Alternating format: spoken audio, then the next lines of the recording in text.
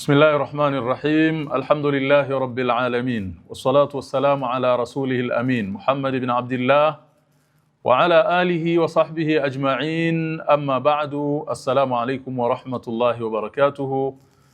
Ndugu yangu katika iman, uweje au tuweje katika mwezi mtukufu wa Ramadhan? Tunajaribu kuelekezana hapo, tuweje katika mwezi mtukufu wa Ramadhan.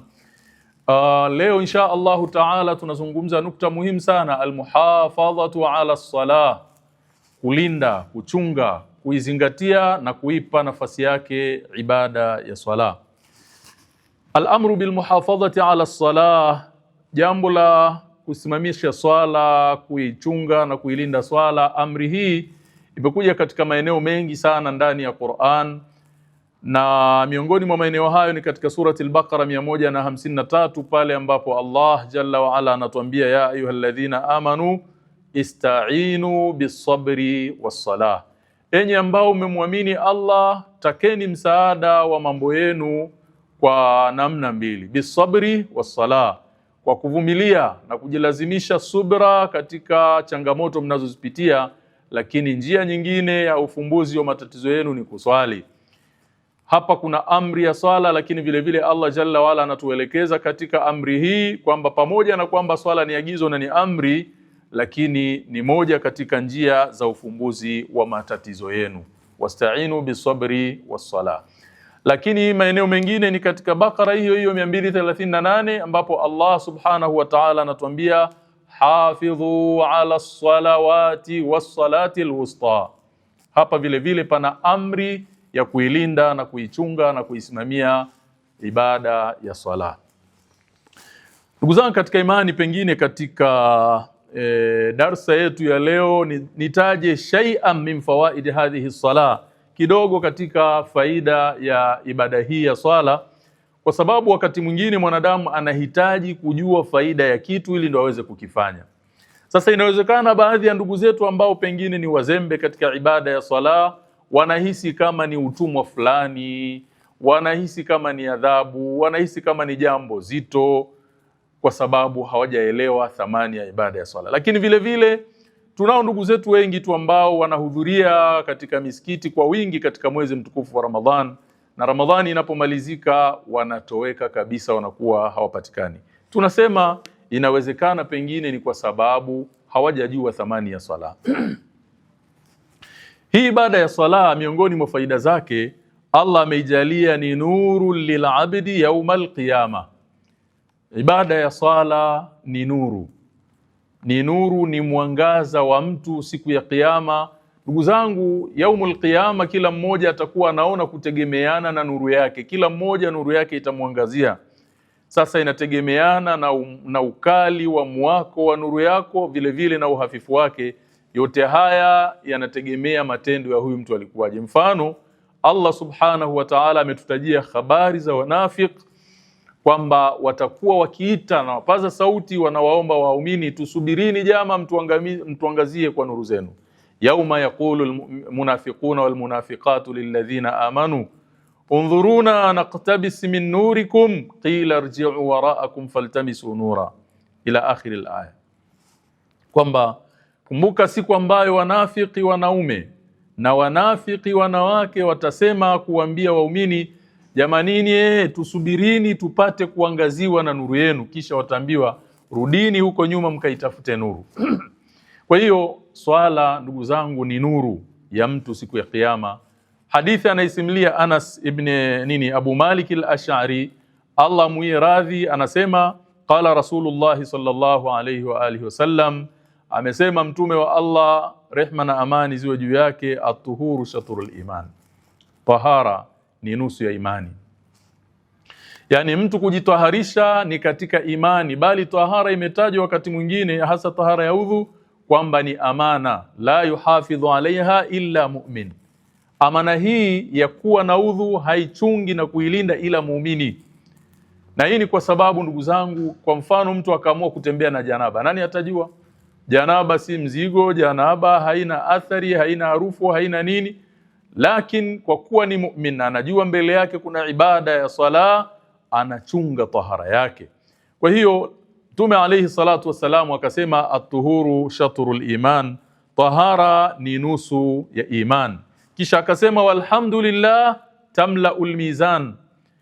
Hii dhikri ya kusema alhamdulillah, alhamdulillah, kila wakati unamshukuru Allah subhanahu wa ta'ala, dhikri hii, neno hili zito linajaza mizani ya mtu siku ya kiyama.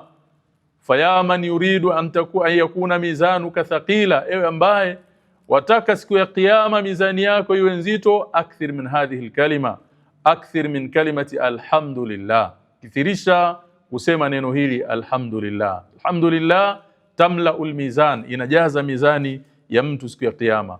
Wa subhanallah walhamdulillah tamla'ani au tamla'u ma baina as-samai wal ard. Na hizi dhikri mbili subhanallah, alhamdulillah, maneno haya mawili yanajaza kwa thamani yake ujazo wa baina ya mbingu na ardhi. Was-salatu nurun, wa huna mahallu shahid. Was-salatu nurun, Mtume anasema swala ni mwangaza, swala ni nuru. Kwa hiyo kadiri unavyoswali na ukao unaelewa thamani ya swala, unaipa ihtimam, itakuwa ni nuru. Was-salatu nurun was-sadaqatu burhan. Kisha Mtume akasema sadaqa nayo ni dalili ya imani ya mtu. Wa fi'lan, kuchukua pesa zako au kitu chako cha thamani ukaamua kumpa mtu bure, haja kufanyia kazi yoyote, lakini innama turidu bidhalika wajha Allah, tabtaghi bidhalika mardati Allah, fahuwa burhanun ala sidqi al-iman. Kitendo hiki ni dalili ya ukweli wa imani ya mtu. Ndio Mtume akasema was-sadaqatu burhan was-sabru dhiya, na subra ni mwangaza na subra ni nuru. Pale unapokuwa umefikwa na matatizo, unapokuwa umepitiwa na mitihani, una changamoto mbalimbali, ukilazimisha nafsi yako kuwa na subira, unapata mwangaza, unapata ufumbuzi, unapata pahala pa kutokea kwenye matatizo yako.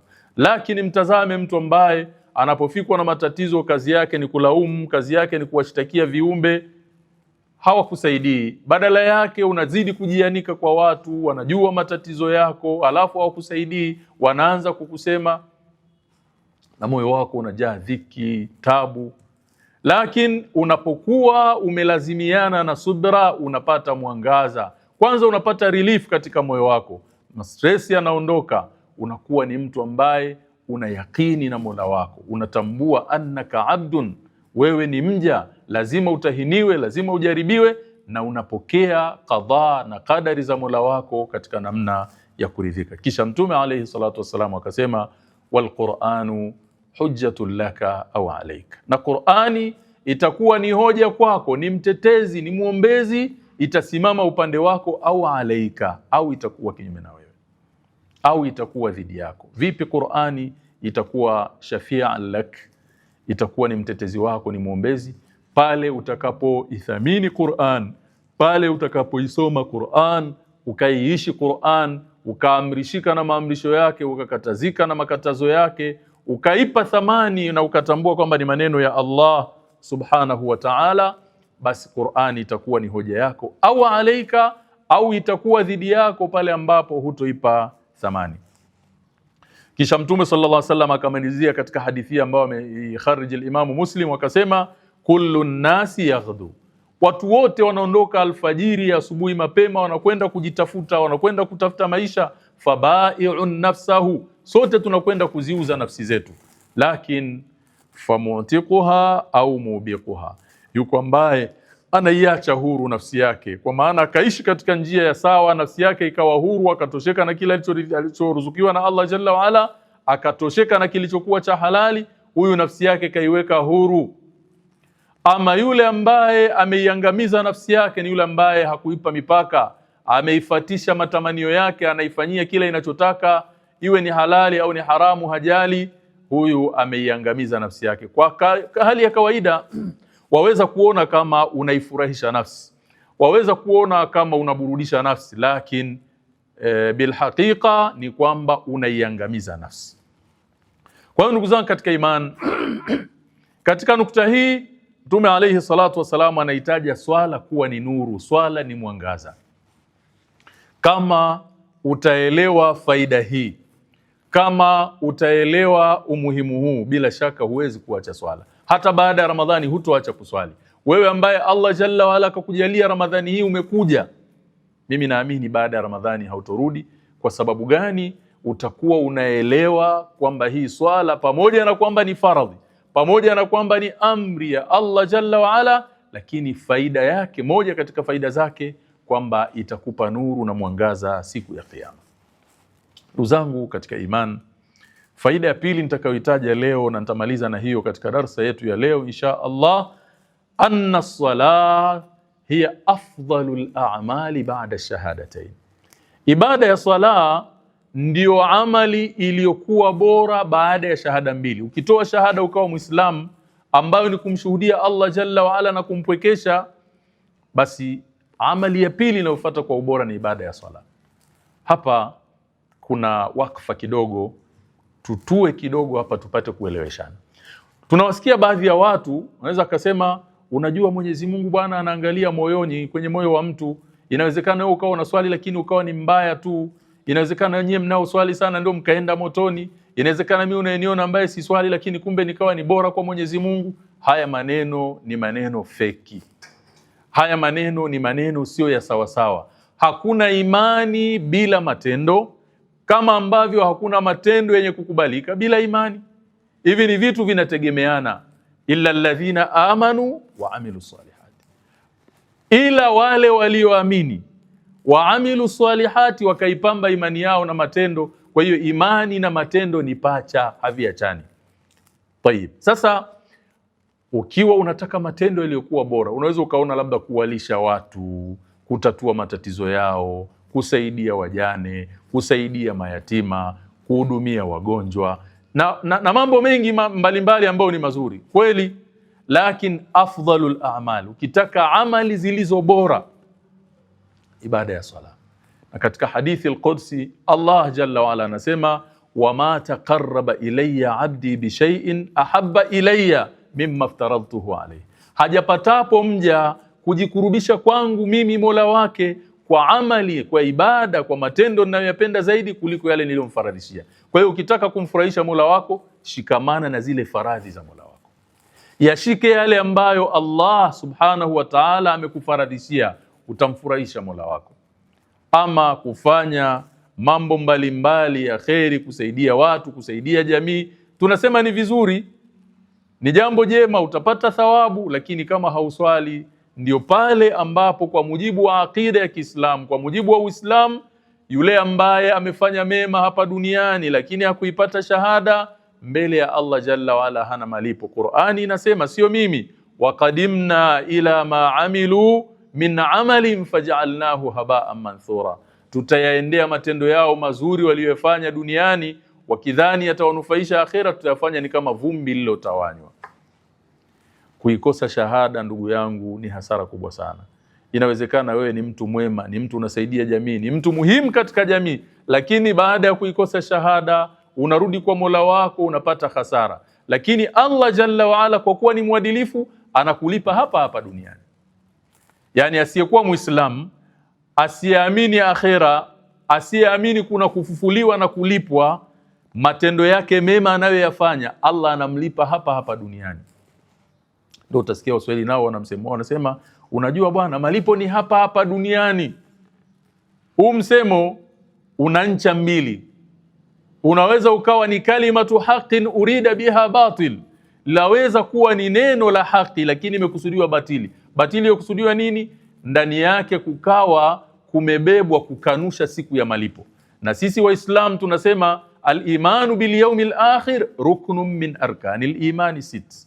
Kuamini siku ya mwisho ni nguzo miongoni mwa nguzo sita zinazoijenga imani ya Uislamu.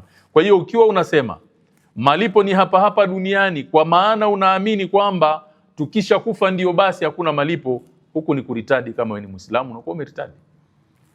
Na kama hujaelewa, basi elewa sasa kwamba iko siku ya malipo.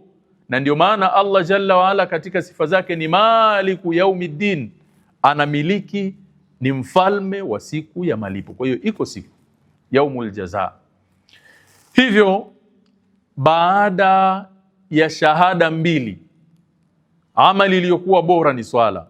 Katika hadithi ambayo anaisimulia Abdullah ibn Mas'ud, Allah mwenye radhi, anasema sa'altu Rasulullah sallallahu alayhi wasallam ayyul amali afdal, nilipata kumuuliza Mtume sallallahu alayhi wasallam, nikamwambia Rasulullah, ni amali gani iliyokuwa bora? Mtume akasema as-salatu liwaqtiha. Faya subhanallah, swala ndani ya wakati wake. Hapa kuna vitu viwili, hakusema swala akanyamaza, la, as-salatu liwaqtiha, kuswali ndani ya wakati. Wako wengi wanaswali, lakini pale anapomaliza shughuli zake, pale anapomaliza mambo yake anayoona ni ya muhimu, ndio anakumbuka kuswali. Jamanini, swala imewekewa wakati maalum. Abdullah ibn Mas'ud anasema nikamuuliza thumma ayu, kisha ipi baada ya swala? Mtume akasema birrul walidain, kuwafanyia wema wazazi wawili. Tazama, shahada, swala, ikafata birrul walidain, kuwafanyia wema wazazi wawili. Nikamuuliza ya Rasulullah, nyingine ni ipi? Qala aljihadu fi sabilillah muttafaqun alayh, sema kupigana jihadi katika njia ya Allah jalla wala. Kwa hiyo haya matendo Mtume sallam ameyataja katika ubora kutokana na daraja zake. Shahada kwanza, baada ya shahada inafata swala. Kwa hiyo leo insha Allah nitaishia hapa. Chukua hizi faida mbili miongoni mwa faida za swala, tukutane katika darsa nyingine. Namuomba Allah jalla waala atunufaishe na haya machache tuliyoyasikia, atujalie katika wale ambao wanasikia na wakayafuata yaliyokuwa mazuri. Wabillahi tawfiq, wassalamu alaikum warahmatullahi wabarakatuh.